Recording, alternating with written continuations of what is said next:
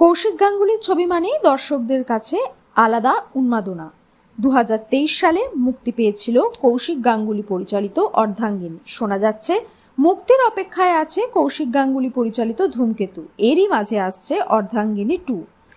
কি জানা গেল অর্ধাঙ্গিনী 2 সম্বন্ধে? অর্ধাঙ্গিনীতে ছিলেন চূর্ণী গাঙ্গুলি, কৌশিক সেন এবং জয়া হোসান। পরিচালকের বর্তমান স্ত্রী ছবিতে ছিলেন নায়কের প্রাক্তনের ভূমিকায়। লিলি চক্রবর্তী এবং অম্বরীশ ভট্টাচার্যের অভিনয় আলাদা করে নজর কেড়েছিল। প্রাক্তন এবং বর্তমানের দ্বন্দ্ব চিরকালীন, তবে অর্ধাঙ্গিনীতে দ্বন্দ্ব ভুলে একে অপরের কাছাকাছি আসা, পরস্পরের প্রতি সাহায্যের হাত বাড়িয়ে দেওয়া এবং আত্মসম্মানবোধের টুকরো টুকরো চিত্র তুলে ধরা হয়েছে।